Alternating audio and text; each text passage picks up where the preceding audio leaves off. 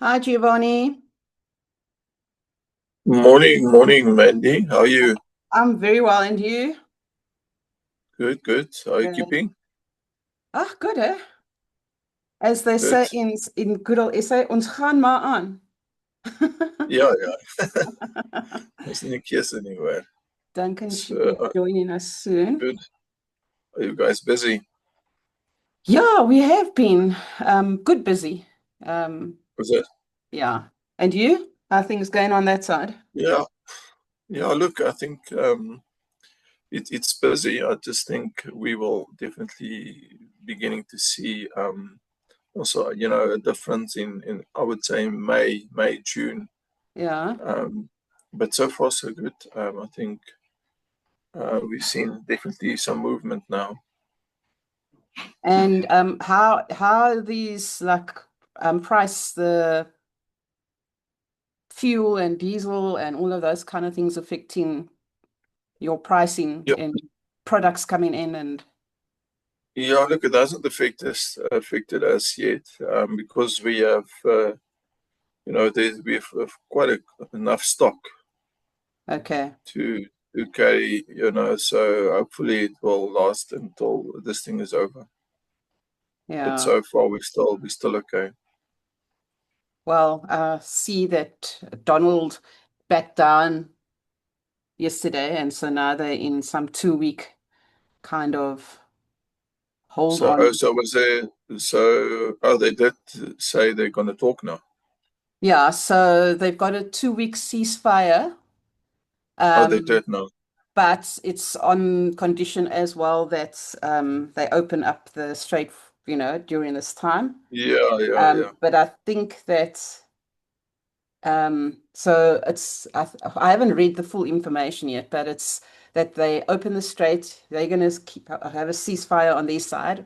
Although even after the ceasefire was declared by him, apparently Israel was still Going bombing. on. So I don't know how long it's going to last. And Yeah, yeah. yeah, so we'll see what happens. Yeah, yeah. Look, Uh, morning, Morning, morning. everyone. Morning, Brendan. Morning, Duncan. Duncan, you look cold. Snowing. Where are you? Yeah. Poland. You muted, You're on Dunks. mute. You're on mute. Morning, Brennan. Yeah. Sorry, I was just trying Alles to hier? Goed en jy, Brennan? Lekker, man. Mooi, mooi. Yeah, how you, man? No, all good? I missed you yesterday, man. Yes, you got no idea. I mean, tomorrow it's just too many things happening at the moment. I think it's all the look. It's nice having meetings, but every meeting results in work. Gone are the days we have a meeting and then it's not cookies anymore. You work after a meeting. There's some actions, otherwise the meeting is worthless. Yeah, it's the So there's actions that are definitely after. some. Yeah, yeah. So I think it's just quite a bit of things happening coming up now in May and June. So yeah, we're just getting ready for what's coming, especially with the second quarter. Okay. So it was Yeah. just planning and just giving feedback on first quarter and what's planned for this quarter coming. And on your side, Duncan, Brendan, how's things looking there? Good. Very positive, in fact. Yeah. I mean, we're in the right space with what's happening with water, and I'm sure you've had a look at least at the green and blue drop report. We certainly very much in the right space, and so yeah, it's actually going really, really well. I know it's a bit Yeah. off the topic, but what's your view on the geyser space at the moment? Is it still, electrical geyser with regards to energy efficiency or sufficiency? Is there still, or is it shifting, or what's your view, Brendan? I don't think people have got look. I think it has been shifting for a long time, and I think people like IHP and Stiebel Altron and these guys have done some really good work um, on heat pumps.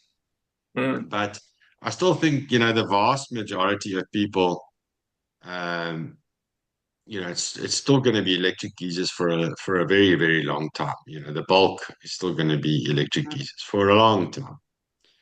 Yeah, that's my view. I can also see Yeah, that but there's still. one big problem we haven't thought about, and that's the thing that we've been discussing is Yeah. that it doesn't matter if having all of these fittings and these geysers and all of that, but if you're putting dirty water into those systems, you're going to have a massive problem. And we're already experiencing it down in Cape Town because of desalination. So as soon as you change the environment from, let's say, Rand water to, you know, RO systems and desalination and filtering, you get, you know, and especially with the councils being bankrupt, the municipalities and stuff like that, they're not cleaning the water like they should be because it wasn't designed, you know, their water wasn't designed to clean, you know, like E. coli and shit in the rivers and all sorts of things. So the quality of the water is just, it's gone right down. If you look at that Green Drop report, you'll notice that filtration is going to become such a key to maintaining and people surviving. You know, they won't trust the council water because it's like, you know, Brendan and I have been talking about this for years. Oak's got a green pool. What does he do? He puts chlorine in it, you know, and then he thinks that's going to do the trick, you know, but it's actually running the pump, it's filtering the water, you know, it's that whole process that actually cleans your pool. And this is what's happening. And so, yeah, I see a massive, like, complexes. I see estates. I see them all putting filtration in. Basically, what they're calling estate proofing these days. It's making sure you've got electricity and water, your own water, secure water. That is going to happen massively. But in I the think the next big 20 thing years. is education, Dunks. Well, yeah, you're right. Education So, of and that, especially when people are designing complexes or doing, you know, upgrades and things like that, is to start including that solution into their planning. But that requires education because what will happen is that you know, Brendan's right, because we kind of slow over here on the uptake in terms of changing from what we know to something new. So geysers will still be Yeah. around for a long time, but the lifespan of them it's going to be affected. it's going to drop. And yeah. So the And question so, is, when the lifespan of a geyser goes from 5 years to 2 years, okay, so what are the guys going to say? They're going to say, well, now the warranty has to drop, but who's going to suffer? It's going to be the Quickots. It's going to be these guys who are supplying the geyser, and they're going to have to put in measures, which they're really, you know, trying to saying, okay, we'll install a filter before the geyser so that the quality of water going into the geyser is not affected on the warranty. That's what's going to have to happen. So, Yeah, No, look, Gio, 100%. confidentially, and I won't mention any names, but let me say it this way: two of the large geyser manufacturers are currently actively working on and looking for ways to prevent contamination of their geysers. yeah. I know one of them has a particular product right now on test, and some others are busy looking for a solution. But they already in their numbers. If you have a real discussion with the big players, in their numbers in terms of warranty and product failure, they're seeing the numbers tick up. Yeah. In a meaningful way. And it's not because their product's changed. I mean, their product has stayed the same for a long time, other than bits and bobs that they've done. And it's purely exactly what Duncan's talking about. It's the quality of the water. So we've had discussions with one or two guys, and I know. So I was told something yesterday of somebody that's busy testing something to see what the impact is going to be. So, yeah, I mean, it's a very real thing. I mean, if you read the Green Drop report, and you just take one thing out of it, 49% of municipalities' water is microbiologically unsafe. Unsafe, yeah. So what does that mean for our country? So like half of the water that we receive collectively as a country is actually unsafe to drink. So if you start to think about that number, we start talking about 60 million people. That means 30 million roughly. I mean, I'm being very simplistic here, but 30 million people are currently potentially being exposed to dangerous microbiology. Yeah. So if you extrapolate that to where we're going, and how long is it going to take the municipalities and the water boards? Because actually the water boards are producing good quality water. Yeah. The shit happens when Rand Water's water gets to the municipality. Really, that's where the cock actually happens. Yeah. So the question is, how long, realistically, if they started today to sort their shit out, realistically, how long do you believe that it would take them to fix those problems? About 10 years, most probably. Yeah, I would think at least 10 years. Yeah. So what does that mean? It means that every single home and business and estate and whatever needs to put measures in place to protect their families, their staff, their customers. So now imagine builders, one of your stores, 10 people get sick over a weekend from your water supply. Just think about that, Gio, in your business, and what the impact will be, what shit you'll get from the US and from head office and from everywhere, and lawyers involved and blah, blah, blah. And God forbid somebody actually dies. Can you just imagine? And maybe half your staff in one store get sick from the water. What impact does that have on your business? I mean, the store closes immediately, eh? And you can say what you want to say. You can say, oh, the municipality, oh, Rand. You can say what you want to say. But people are going to see builders. You get where I'm going with this? No, absolutely. And it excludes, what you call it, Legionella. What's that disease you get in dogs? Legionella. So that you know, the 50% or 49% excludes wrong piping. That's you know, especially in your roof and around the geyser. Or temperatures that's obviously a geyser set at 40 or 50 and it's not even hot enough to kill that, besides whatever is in the water. So now you still have a piping problem. So that actually adds to the 49%. That's not even calculated. So most probably that figure would be around about 60% if you just put in wrong piping. Yeah, it's a huge so it's a situation that we as a country find ourselves in. And I actually wrote an article on this the other day. And so the question is, we can go and we can shout and we can scream, and we should be shouting and screaming at government. But in the meantime, what the fuck are we going to do?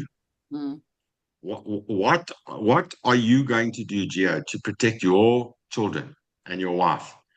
And what is Builders going to do to protect their staff and their clients? And what is a hotel and a game lodge and a whatever? You know, what about a food processing plant? So all of a sudden, you start to see this opportunity of filtration and water treatment becoming like everybody's going to need to have it. I mean, you're not going to have a choice.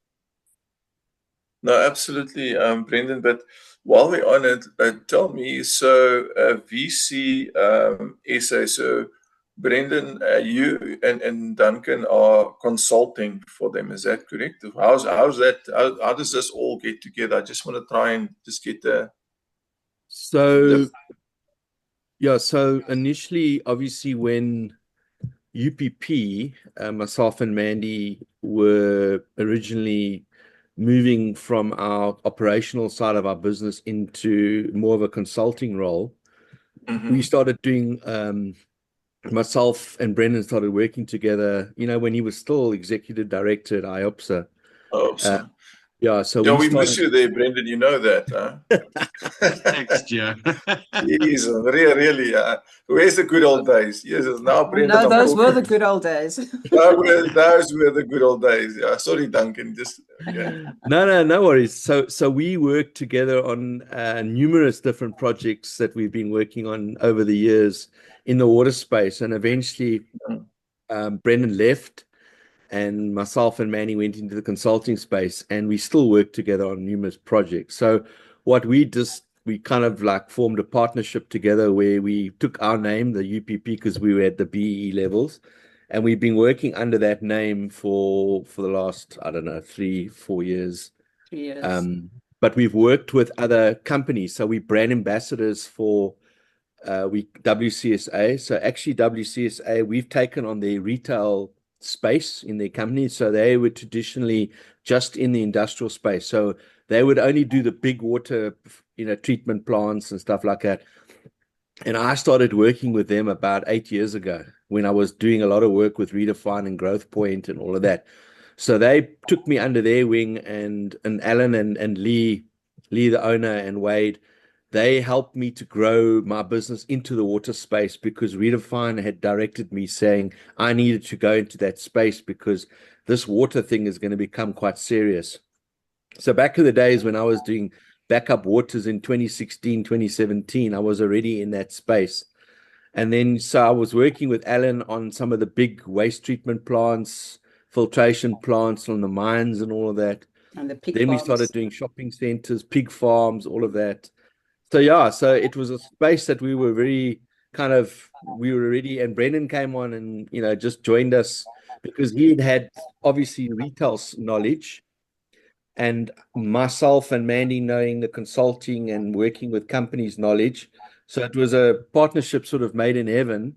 And then obviously we started talking into the industry, with Brendan doing his talking, me being the chairman, and so it was just a natural progression to where we are today. Yeah. So we do work with Surfcraft, Surfcraft, Yeah, I know them. Yes. Yeah, so we do work for them. We also do Mascom. I don't know if you know Mascom Water. They are waste treatment guys. Yeah. And then we do Easy Flow, which is a company from Norway. And then we used to do, well, like I said, we had a relationship with Rain Harvesting, remember, from Australia. Oh, yes. And we did a lot of work with promoting them in the industry. And then last year we had a contract with them for about a year. So last year, sort of September, October, when we were really getting momentum, they kind of like just changed their tune, and I don't know what happened. We were going guns, and then suddenly they didn't see our point of view. They didn't see that rain harvesting was a very new thing in the country and it needed training. And they did not want to offer training anymore. They just said that, no, you need to sell it into the stores and no training.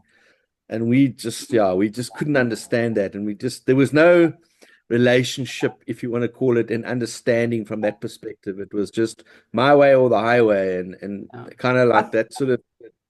I think the culture is also very different. So they're a small team over there, and everything is online, in the online space. They're not very relational. So they were wanting us to get the sales, but doing everything online. And you don't establish relationships with companies, businesses, spaces over here online. 100%. Yeah. No, 100%, so they just wouldn't budge on wanting to understand the South African culture. Yeah. No, 100%. Look, what I've seen is through the years, and what you and Brendan, or you also quite involved, man. I always see you as well. That push and pull principle. You can push the product into market, but it is your contractors, it's your installers. Those are the guys that actually pulls it in. Those are the guys who's got an influence on the product that creates the demand in the market. When they go to a merchant or whatever, they will ask for it. So if you attend and you are relational, and you are like a World Plumbing Day that we had, there was 350 plumbers that actually went through that gate. Yeah. 350. So that was just give you some sort of an idea. But yeah, just to answer the question a little bit more clearly, is Builders deals with WCSA, and the contractual agreements are obviously with WCSA. We are literally just brand ambassadors for WCSA. So we'll be out there. We promoting the product. We doing a whole lot of stuff on social media. We're doing training. We like at things like World Plumbing Day and those kind of things. So we're out there on behalf of WCSA, essentially promoting their product, educating the market, etc., etc., etc. Yeah, I think they. Look, I think they can't ask for someone better than yourself and Duncan in that space. So, so this is water treatment and filtration. That's the core of it? Is it correct? Yeah. Correct. Okay. So yeah, like when we were gunning ahead for the rain stuff, we got a builder's account open, and then I said to Brenna, I said, we need to get WCSM because they're local. They've got 3 stores, they've got branches around the country, and everything can go through them. So we chose them as because we'd been working with them for much longer than the rain guys, that we chose them as being our number one, kind of, we call it ambassador that we work with, our partner, if you want to call it. But yeah, we also their BEE partner. So there's a lot of things that were connected behind the scenes, but definitely we're in it. We're not there for the short term. We're there with the long term. So No, happy. I mean, no, 100%, and that's good. I mean, when I bumped in, we had a quick chat, me and you, there at the IOPSA that morning when we had the breakfast. So I'll be honest with you, this is the quickest I've seen a vendor opened. Yeah. So this was We were shocked. No, this was like, I don't know, but yeah. But listen now. So how do you see the approach? Because obviously we need to now introduce you to the commercial team and get you in front of them. So we need to really make sort of an impression, but it must be very obviously commercial focused, because this is going to be commercial driven for now. And to sort of look, it will be an hour session. But how do you see that process, and how would you like to present that to the teams? So the question I would ask, just from my side, and maybe everybody can just think about it for a second, is when you say commercial, because remember something, this product that WCA has a lot of products, and there's different products for different markets. So when we talk about DIY, we have the, like your 3-stage and your undercounters and those things and stuff like that. Yeah, that's your domestic, domestic that's side. More your domestic, yeah. And then obviously remember, WCSA comes from the industrial side, which is, we're talking big filtration, farms, water treatment plants from dams, rivers, acid mine drainage, whatever it is, containerized units, whatever it is, from small 200 liters per whatever to 2 million liters, whatever it is. So when you say commercial, we got to look at your commercial entity, if you want to call it, and say, okay, what is the level of filtration that you would maximize to? Because I mean, just the other day, I think it was an inquiry from one of the big suppliers came to us saying, we need containerized units on these big shopping centers out in the rural areas. Boom, there you go. And then obviously there's going to be waste treatment also coming, because municipalities are in dire need for, and then it's going to be the membranes, because remember, every filtration plant needs membranes to be, filters to be replenished. There's a lot of maintenance issues there. So we just need to decide as builders. I know from a commercial space, Gio, you guys do complete, I don't know, from a construction side.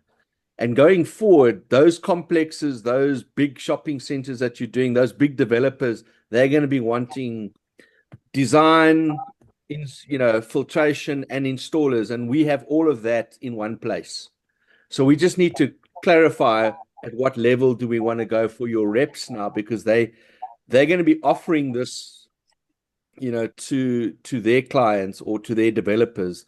And if the developers know the range of what they can go with, they're going to feel a lot more comfortable, I think. Yeah. Yeah, I think, I think Gio, maybe yes, if I could, Brendan. sorry, no, you carry on, Gio. No, I just wanted to say, Brendan, I think you sort of need to define actually those parameters because in the end, you know your lead times, you know your stock availability, you know your capability. Yeah. So in the end, remember, I'm talking maybe from a retail perspective, but now within a commercial space, we're adding, let's say, to the basket of the commercial space, we're adding added value, saying Yeah. now we offer water treatment and filtration, and this is our service. This is our value proposition. This is what we can bring. Because at the end of the day, when remember, as I said before, when we met the first time, these reps, 110, 120 of them, are becoming an extension of your business. So the way you're going to present to them, and I attended the training session yesterday again with somebody, and the lady was getting very technical. And after a while, I completely lost her because I knew what I've been in those training sessions hundreds of times, but she doesn't present in a way that a Cam will be in front of the customer saying, this is because he doesn't know all the technical details. He just wants to know there's going to be a Brendan and a Duncan who's going to support me. And if I need to ask something, this is the process that I can follow. And when he gets in front of the customer and the customer says, and what the topic water treatment and filtration comes up or whatever, he needs to know, listen, the first name is WCSA, it's Duncan, Brendan, listen, we can help you. And I think it's how we're going to track and follow up on those leads, but also understand in the end of the day, then when we need to deliver, that's where that the service is going to matter because, to say, listen, we're actually establishing something and we put something down. In the beginning, it might be a little bit of a slow process because it's still a bit new. And the only reason is because the Cam or the rep is not going to know how to sell it in the beginning. When I started with builders, plumbing was nowhere. It took a year just to sort of get vendors training in the head. By the second year, there was a momentum, and the guy started getting comfortable with the words, with the vocabulary. And this is the process. We built this, but that you need to define those parameters. Okay. I think, Gio, I from my background, I understand better where you're coming from. So we need to start it simple. Yeah. We start the guys on the basic stuff, on the basic filtration stuff, and then we start to step it up. So when we start talking about industrial treatment, like at a mine or at a food processing plant or things like that, that's going to take a long time for us to get there. But when we're talking about a complex being built or something like that, or a factory being built, is how do we put in a basic filtration system and a bacteriological treatment system that you can sell as a product and not necessarily a system. So we start with that. What is a 3-stage filter? What is a quantum? What is a UV? Where should you be selling them? How should you be selling them? What do they do? The basics. We don't need to get terribly technical. And then from there, as we go on, we start to introduce, the bigger systems. But, we're seeing already, we got quite a large order from one of the retailers quite recently for a whole estate, that's made the decision that every single unit will have filtration on, and they're now going in every single house in the estate, and it's a very upmarket estate. Every single one will have a filtration setup. So, I think those are the types of things that the guys must be targeting initially. You're looking at something around about for you guys about, say, for a basic setup, like between 3 and 5 grand. per unit for a very basic setup for a house, Yeah. you know. Mm. And you know, if you hit a complex where there's 200 houses or 100 houses times Yeah. £5,000, it starts to become a really meaningful addition to your portfolio. You know what I'm saying? So I think we just start there. Yeah, I think that's a good space. I think and you can correct me. I think the way we can present it to the CAMs or to the commercial team when we do is maybe more sort of a solution based selling. You're actually selling a solution, not just something. And I think that should be the key term, maybe, to say, you know, obviously you're selling a solution based on this is what you can do, this is your package.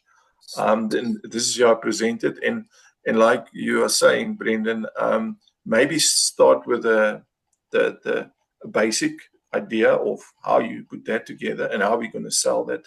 Because because it's actually just a copy paste scenario. What you do for the one, you're just going to copy for the other. If it's 200, the other 199 is going to be the same thing. So even if you price it, you actually price 1 times 200. So and in that space, and I think that the next thing that they will ask is, who's your contact?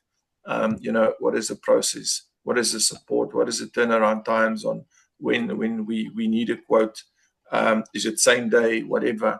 So I think those are the key things. Just consider that as well. And then bring it together, and so it's very structured, and I think that would be a winner. So Gio, would you suggest, let's say, for instance, when we're presenting to the reps, like, so guys, if you're dealing with a complex and wherever it is in South Africa and you're dealing with municipal water, always advisable to potentially test maybe the condition, or you to find out, you know, what's the status of that water in that area. And then obviously, you know, we can apply it to a municipal, we can apply it to a borehole, we can apply it to however they're receiving that water. So wherever that water is coming from, we must determine what the source of that water is first.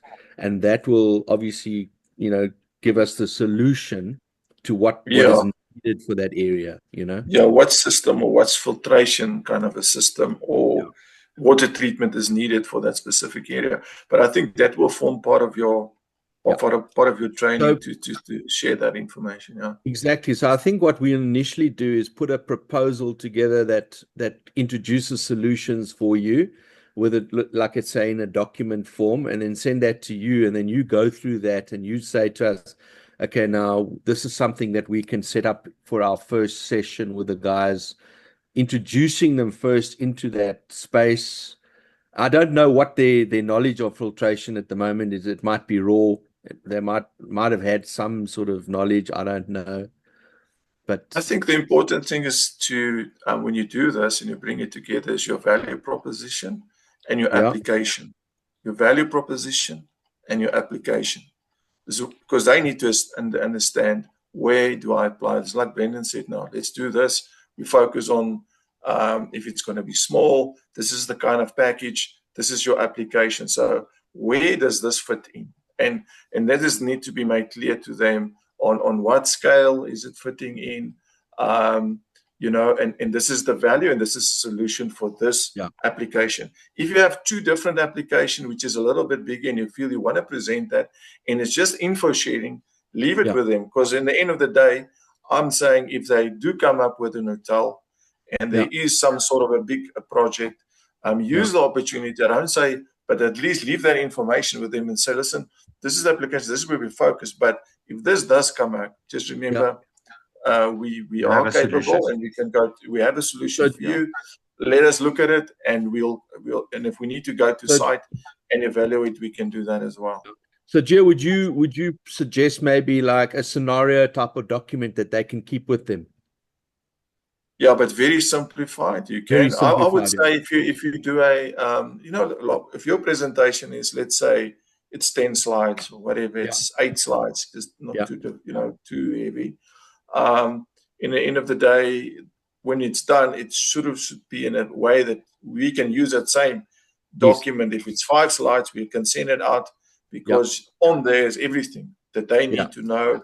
Yeah. And if you've got something where you already have your products, we should be able to give them some sort of a commercial deal. Maybe you can put something together to say, in this small application, if these 6, 7 things or 5 things are listed, here's a cost to build this. And you create sort of an emailer that they can just present to the customer, or they just add their margin and it goes out.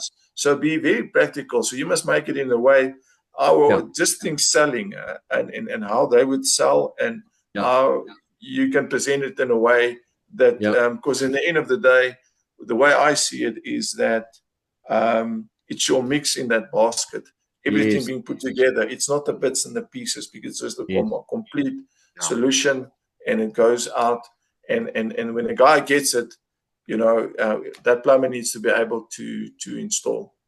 So Gio, if we in the presentation, let's say, like I'm just spitballing here, slide 1, we frame the situation in South Africa.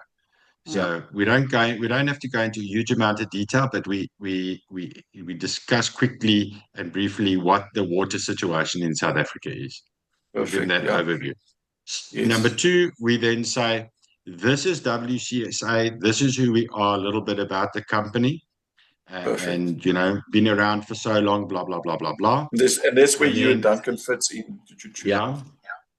So something along those lines, and then we go into some of the solutions, but the basic solutions, and what they do, and what their selling points are, what their benefits are, etc., etc. Just at a high level, Yes. And then we put together on the back end, and then we talk about how the process works, what sort of time frames they're looking at, what we carry in stock, what we don't, etc., etc. And then we put together a document like a price list. Perfect. Builder's price list. That and you must just guide us here. Must that be your price, or must that be a retail price? What must that be? On the commercial space, it would be different. Obviously, in the retail space, there's higher margins because there's also higher rebates and other things in that space. But in the commercial space, margins are lower because you're pushing volume. So commercial pricing and the retail pricing would be different in that sense, because so that would be cost to builders then, Brendan. And we'll send out that, but not a full, because our full price list that we're currently working with is about 30, 40 pages, I think. Yeah, that's what I'm saying. I think, Brendan, let's say we focus on the application in a new build or new development for a single unit, for example, and these are the 6 things that's going to go on there, and you put it on a presentation, you've got, here's your filter, here's this, here's your whatever that needs to go in there, with cost to builders, and this is sort of a solution. The solution is 3.5 grand. This one is 5 grand. Why is this one 3.5? Because it gives you this. Why is this one 5? Because it gives you this. Because Tony Joan, he's very skeptical. He rather wants to take the 5 package and the 3.5, and there's a solution. And then you sort of bundle it in a way to say, look, but if you want to take it out, you can take them out, but this is how it's going to work, because then you got the maximum value for your money in that space. And you so like sort 10 of say, items, the 10 fast moving items, and then we just explain to them that whatever your customer wants from a filtration point of view, these are the basics. You contact us and we can help you. Your fast movers, I think let's focus on those fast movers like we've just seen now, and then from there we build them up, because the questions will come, and they will start asking for things, and then the end, before you know it, by the end of the year, we have maybe 20 or 30 items there that we know just these things are quite. This is what we need to sort of zoom in on. Okay, fantastic. I think we can. So I just do you want to ask me a question? Yeah, no, just so in the training presentation, when we speak about solutions, because Brendan, you're saying it at quite a high level over there, But if the solution includes a triple big blue, because I'll put the the slides and that together. So I'm just trying to wrap my head around it.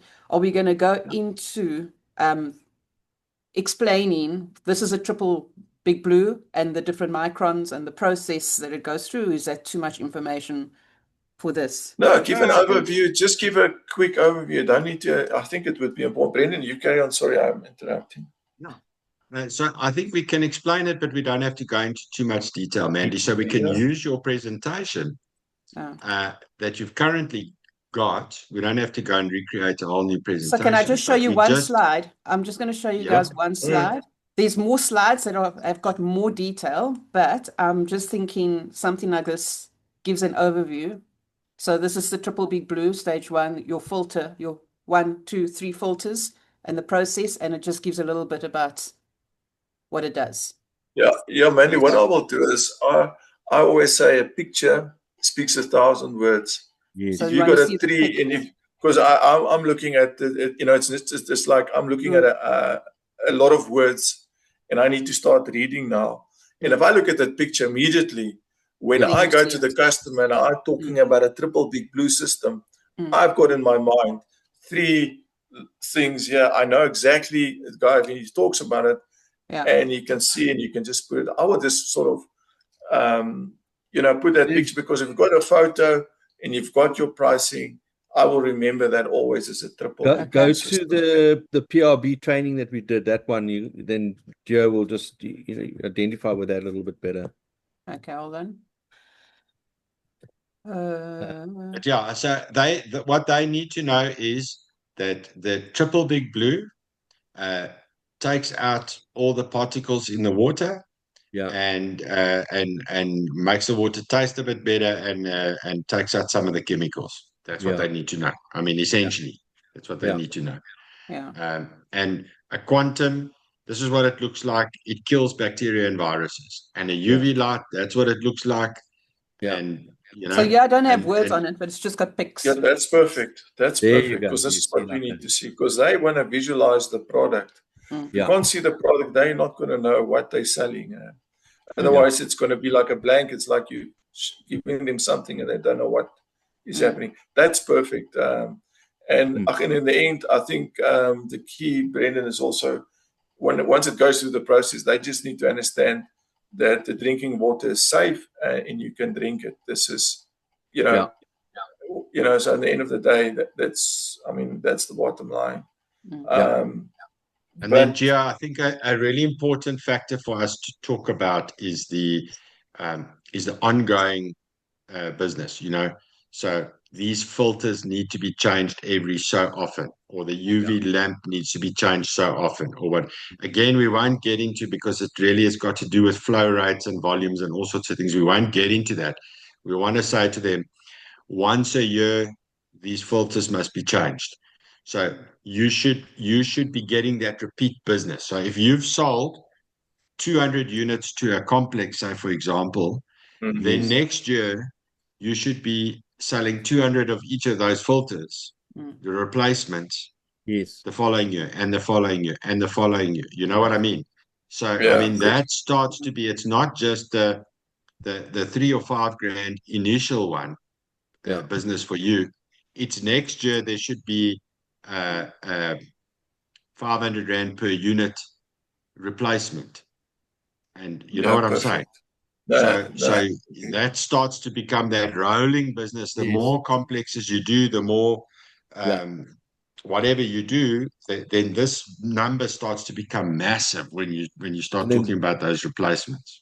And to add to that, Brendan, so like on a 3-stage, so let's say a year ago, we would change 3 filters within a year.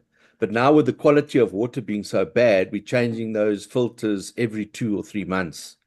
So you see how the quality of water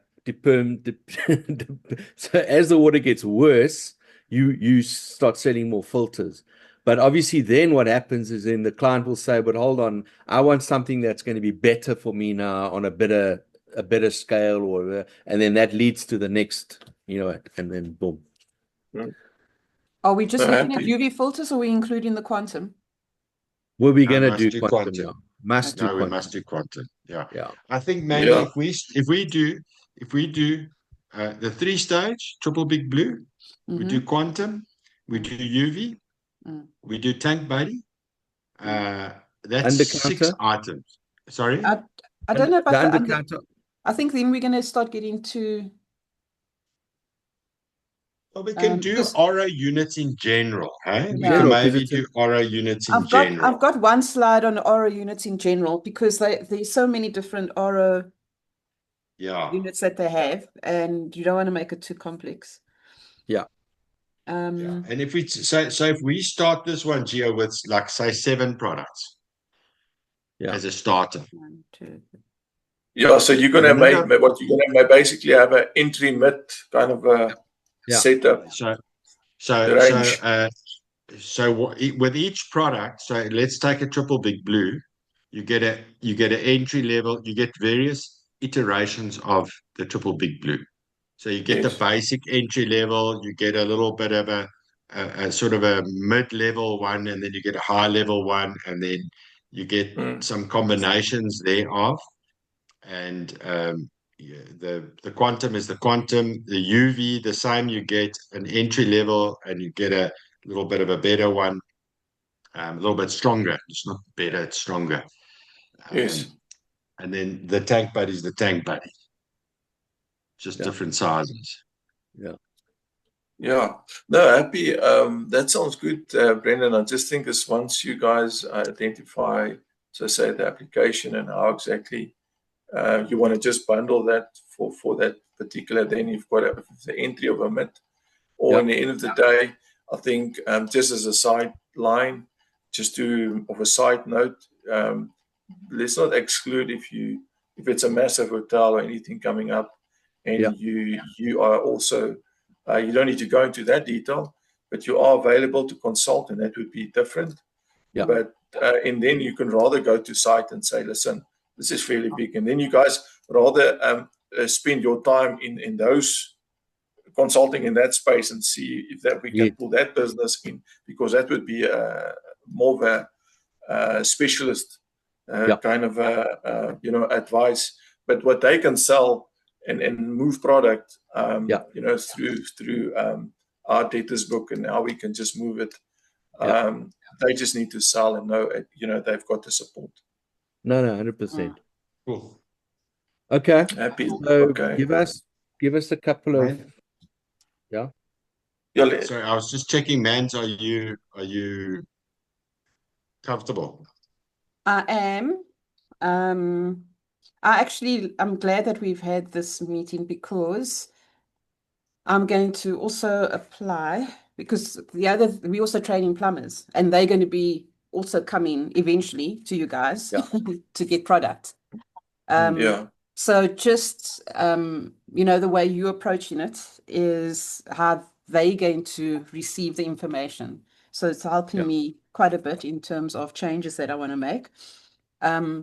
I have also, because I'm doing a training, we're doing a training thing for WCSA as well. They'll invite people and we'll train them. So I've created a training manual. With this, I'll do the same. I'll put the training manual that just has a little bit more info. Because the presentation's the presentation, they see the slide, and like you said, we can share the presentation with them. The manual just have a little bit more information, plus then they've got us to contact. So just tell me, from a commercial perspective, obviously you have your reps that go out and they do that. But from a store perspective, obviously you've got plumbers coming to the counter all the time, and then you've also got guys behind the desk, your sales guys, am I right? And your floor guys, eh? Yeah, the contractors help desk, and with in-store now. So we obviously got to train the reps first, then we will move on to the other guys to give them also a bit of knowledge and stuff like that. Well, is that the progression? I'm sure. Yeah, that would be the progression. I think for now it would be because there's a massive, we've got big customers in our books. I think it's sort of to target those clients and to make them aware. Because with in store, that would be your Mrs. Jones, the ones and the twos, Yes. that will come in and inquire. I think, and remember, you're also going to create a demand through the reps and through that big customer base in the field, and also expose yourself as a brand out there on a much larger scale than within a store. Yeah, no, 100%. Okay, cool. So I've got 2 dates because April is full. 2 dates would be either the 15th or the 22nd, 15th of May or the 22nd of May. You must just tell me, Mandy or Brendan, Duncan, which day is going to work. Either or will be fine. It would be a Friday. We normally would do training or info sessions at 10 every Friday. So they will sell in the week. We leave training towards the end of the week. Yes. And then I will make sure that I will involve and notify all the regions about the new vendor coming on board. I will sort of make a sort of a hype inside and make sure that we get enough guys online. And that would be on a national level. So everybody logs on, and then we present as we have discussed now. And then on that morning, all I'll do is I'll just introduce, Duncan, yourself, Mandy, and Brendan to the team. And then I'm going to just hand over to you guys. You then present in a way that we've done it. The key questions that they don't normally ask is, again, would be support, what is turnaround, who do I speak to if I want to quote, all of the stuff that we have discussed. That's just sort of the process. And then we will sort of simplify it, keep it simple as a kickstart. And I would say we do this within the second quarter. And then by the third quarter, towards the middle of the third quarter, we'll do sort of we'll do another session quickly, a follow-up, to sort of gauge where we are, what is the feedback out there. And I think, towards the third quarter, maybe towards the end of the third quarter, just give it enough time. And then sort of just pick it up again so that we are in front of them again, and then gauge on, okay, what can we improve? Where can we improve? Sort of just pick up on the data that we've got. I think, and Mandy, you can just tell me or just speak to Brendan and Duncan and let me know which day is going to work for you guys, 15th or the 22nd of May. Yeah. So both dates work for me, but the 15th is better. Yeah, I think the 15th should be fine. Okay, are we going to agree 15th? The 15th. Yeah, that gives us a month or so to get it all together. What I'll also do, Joe, is possibly we'll have a meeting now with Lee and Alan, and just to coordinate, the process, and then maybe they will also come on board, just to, the initial meeting. And if we lock the date in, try and keep to it. Don't try it. Look, sometimes internally, if something happens, I might postpone it, and it's definitely not my style. It must be something crucial. All right, so we'll keep those 2 dates, the 15th, 22nd. if we can, we'll do. If we lock in the 15th, and then we'll stick to it as far as that would be the date. Yeah. What time do you guys meet? What time? 10 a.m. 10 a.m. 10 a.m. So it's 10 to 11. Friday. How long do we have? 1 hour. 1 hour. Okay, so it's 10 to 11. 10 to 11. Yeah. So. Cool. And then the subject, what do you want to call it? What the training? Are we going to say water treatment and filtration?